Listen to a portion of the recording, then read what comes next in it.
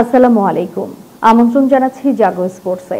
আপনাদের সাথে আছি আমি মমতাজ শাহিন রুম্পা। শুরুতেই জানিয়ে দিব আপডেটগুলো। বোর্ড পরিচালকদের কথা লড়াইয়ে ক্ষতির মুখে মোস্তাফিজ। এদিকে জালাল ইউনুসের মন্তব্যকে সেরা জোকস বললেন কোচ সালাউদ্দিন। আইপিএল থেকে ডাক পেয়েও যে কারণে যেতে পারেনি শরীফুল। চেন্নাইয়ে যোগ দিল নতুন পেসার, বিকল্প হবেন মুস্তাফিজের। সব পরিস্থিতিতে আমরা একে অপরকে সমর্থন করি, শাহিনকে নিয়ে বাবর। শুনছিলেন শিরোনাম, এবারে বিস্তারিত। চেন্নাই সুপার কিংস নাকি জাতীয় দল, আইপিএল নাকি জিম্বাবুয়ে সিরিজ, মুস্তাফিজুর রহমানের বিশ্বকাপ প্রস্তুতির জন্য কোনটি ভালো, এই নিয়ে দ্বিমত রয়েছে খোদ ক্রিকেট বোর্ডেই। এর মধ্যে হাস্যরস সৃষ্টি হয়েছে বোর্ড পরিচালক জালাল ইউনুসের একটি মন্তব্যে। বুধবার গণমাধ্যমে ক্রিকেট পরিচালনা বিভাগের প্রধান বলেছিলেন, আইপিএল থেকে মুস্তাফিজের শেখার কিছুই নেই।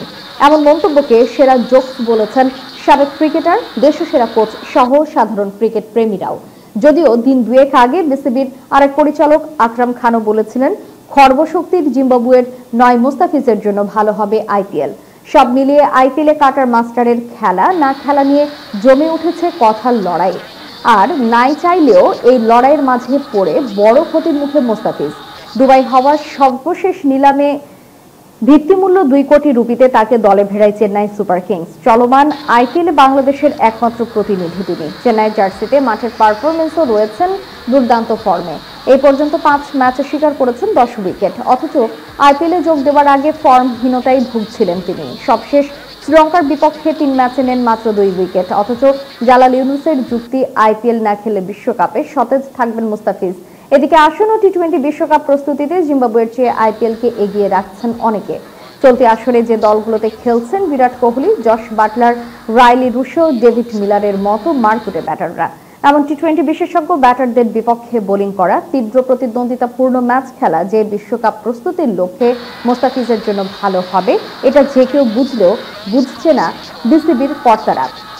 আইপিএল ছেড়ে দেশে ফিরলে প্রায় 50 লাখ টাকা হাতছাড়া হবে মুস্তাফিজের, যা নিঃসন্দেহে পোড়াবে কাটার মাস্টারকে। আবার তিনি জিম্বাবুয়ের বিপক্ষে সিরিজের সব ম্যাচ খেলবেন এমন সম্ভাবনাও নেই।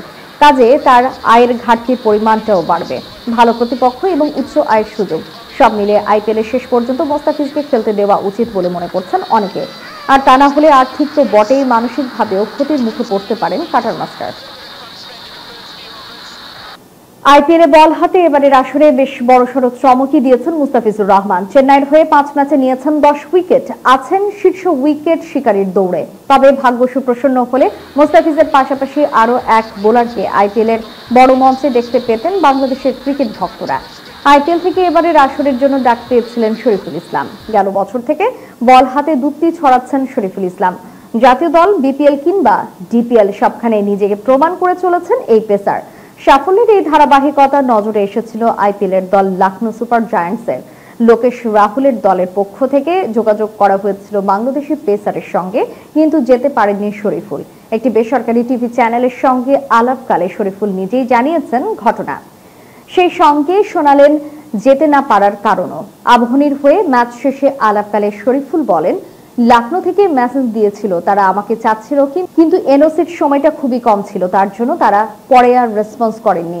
যদি পুরো এনওসিটা দিত বিসিবি তাহলে হয়তো, যেহেতু আমাদের জিম্বাবুয়ের বিপক্ষে সিরিজ রয়েছে সেক্ষেত্রে চিন্তা করে এনওসিটা ওইভাবে চিন্তা করে দেওয়া হয়েছে। গত বছর ধরেই বল হাতে বাংলাদেশের সেরা পারফরমার শরীফুল। চলমান টিপিএলও দারুণ বল করেছেন আবাহনীর পেসার শরীফুল। বৃহস্পতিবার শেখ জামাল ধানমন্ডি ক্লাবের বিপক্ষে বল হাতে 4 উইকেট শিকার করেছেন বাঁহাতি এই পেসার, যার ফলে নির্বাচিত হয়েছেন ম্যাচ সেরাও। আইপিএল না করছেন দেশের জন্য, তবে আশা প্রকাশ করেন এমন ফর্ম চলতে থাকলে একদিন ঠিকই ডাক পাবেন দুনিয়ার সবচেয়ে বড় এই ফ্রাঞ্চাইজি লিগে। ইনশাল্লাহ, ইচ্ছা তো আছে একদিন সুস্থ থাকলে যেভাবে যাচ্ছে এভাবে গেলে একদিন খেলবো আইপিএল। যদি তখন কোনো খেলা না থাকে, আশা থাকবে, ইচ্ছাও আছে, হয়তো সুযোগ পেলে ভালো কিছু করবো ইনশাল্লাহ। মুস্তাফিজুর রহমানের এবারের আইপিএল অধ্যায় শেষ হতে খুব বেশি দিন আর বাকি নেই। স্বাভাবিকভাবেই তার জায়গা চেন্নাই সুপার কিংস কাকে দিয়ে পূরণ করবে সেই প্রশ্ন উঠেছিল। সেই জবাবটাই কি দিয়ে দিল আইপিএল এর সফলতম ফ্রাঞ্চাইজিটি। নতুন করে বিদেশি এক পেসারকে তারা দলে ভিড়িয়েছে, তিনি হচ্ছেন ইংল্যান্ডের রিচার্ড গ্লিসন। তবে তাকে নেওয়া হয়েছে নিউজিল্যান্ড ওপেনার ডেভন কনওয়ের বদলি হিসেবে। আসলে শুরু থেকেই এই কিউই ক্রিকেটারের খেলা নিয়ে অনিশ্চয়তা ছিল। বাঁ পায়ের চোটের কারণে এবার কনওয়ে পুরো আসর থেকে ছিটকে গেলেন। গত ফেব্রুয়ারিতে অস্ট্রেলিয়ার বিপক্ষে টি-20 ম্যাচে চোট পড়েছিলেন তিনি। এরপর সার্জারি করা কনওয়ে মে মাসের মাঝামাঝিতে ফিরতে পারেন বলে আশা করেছিলেন চেন্নাই, তবে সেটি আর সম্ভব নয়।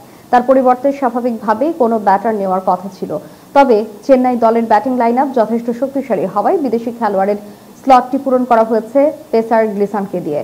জিম্বাবুয়ে সিরিজের জন্য এপ্রিল শেষেই বাংলাদেশে ফিরবেন মুস্তাফিজ। তাকে 1 মে পর্যন্ত সময়ের জন্য এনওসি দিয়েছিল বিসিবি। তাই নিশ্চিতভাবেই আইপিএল এর শেষ দিকে বড় একটা সময় দলের সেরা এই উইকেট শিকারীকে চেন্নাই পাচ্ছেন না।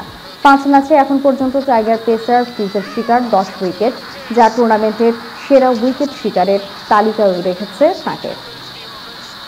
ফিজের অনুপস্থিতি পূরণে হয়তো চেন্নাই একাদশে সুযোগ মিলতে পারে ইংলিশ পেসার গ্লিসানের। 36 বছর বয়সে ক্রিকেটার ইংল্যান্ডের হয়ে 6টি আন্তর্জাতিক টি-20 খেলেছেন। পেশাদার ক্রিকেটেও তার যাত্রা শুরু হয়েছে কিছুটা দেরিতে, 27 বছর।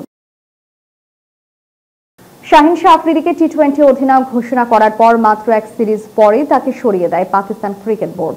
তার বদলে ফের বাবর আজমের হাতে নেতৃত্ব তুলে দেন পিসিবি নতুন চেয়ারম্যান মহসিন নাকভি। অতি দ্রুত এসব পালা বদলে পাকিস্তান ক্রিকেটে তৈরি হয় টানটান উত্তেজনা বিতর্ক। এক সিরিজ পরে নেতৃত্ব থেকে সরিয়ে দেওয়ায় পিসিবির প্রতি নাখোশ শাহিন। তবে অনেকে মনে করছেন এসব ঘটনায় বাবরের সঙ্গে দূরত্ব তৈরি হয়েছে শাহিনের। তবে বৃহস্পতিবার নিউজিল্যান্ডের বিপক্ষে 5 ম্যাচে টি-20 সিরিজের প্রথম ম্যাচে মাঠে নামার আগে সংবাদ সম্মেলনে নিজের অবস্থান সম্পর্কে জানিয়েছেন বাবর। এই সময় শাহিনের সঙ্গে তার সম্পর্ক কেমন সেটি তুলে ধরেন পাকিস্তান অধিনায়ক। বাবর বলেন, আমি স্পষ্ট করে বলতে চাই যে শাহিন এবং আমার সম্পর্ক সাম্প্রতিক নয়, এটি অনেক পুরনো, যার শিকড় বহু দূরে চলে গেছে। আমরা সব পরিস্থিতিতে একে অপরকে সমর্থন করি। আমাদের লক্ষ্য পাকিস্তানকে প্রথমে রাখা এবং কিভাবে পাকিস্তানের নাম আলোকিত করা যায়। আমরা ব্যক্তিগত অর্জনের কথা ভাবি না। সৌভাগ্যক্রমে এগুলো আমার দলে নেই। নিউজিল্যান্ডের বিপক্ষে এই সিরিজে পাকিস্তান স্কোয়াডে রয়েছেন উসমান খান। এতদিন আরব আমিরাতের হয়ে খেলতেন উসমান। তবে সম্প্রতি পাকিস্তান বংশোদ্ভূত এই ক্রিকেটারকে 5 বছরের নিষেধাজ্ঞা দেয় মধ্যপ্রাচ্যের দেশটি, যে কারণে আমিরাতের সঙ্গে ছিন্ন করে পাকিস্তান দলে যোগ দেন উসমান। সঙ্গে করা প্রশ্নের জবাবে বাবর বলেন, উসমানের সেই কাজগুলো চালিয়ে যেতে হবে যা তাকে এখানে এনেছে। আমরা প্রত্যেক খেলোয়াড়ের উপর প্রত্যাশা রাখি। আমি নিজের এবং আমার খেলোয়াড়দের কাছ থেকে কিছু আশা করি।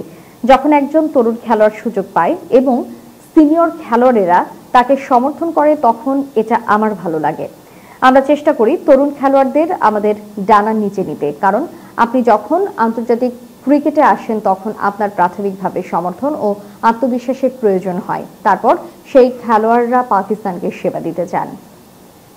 শেষ করার পূর্বে সংবাদ শিরোনামগুলো জানিয়ে দিব আরো একবার। বোর্ড পরিচালকদের কথা লড়াইয়ে ক্ষতির মুখে মুস্তাফিজ। এদিকে জালাল ইউনিসের মন্তব্যকে সেরা জোকস বললেন কোচ সালাউদ্দিন। আইপিএল থেকে ডাক পেয়েও যে কারণে যেতে পারেনি শরীফুল। চেন্নাইয়ে যোগ দিল নতুন পেসার, বিকল্প হবেন মুস্তাফিজের। সব পরিস্থিতিতে আমরা একে অপরকে সমর্থন করি, শাহিনকে নিয়ে বাবর। এতক্ষণ আমাদের সাথে থাকার জন্য ধন্যবাদ। আল্লাহ হাফেজ।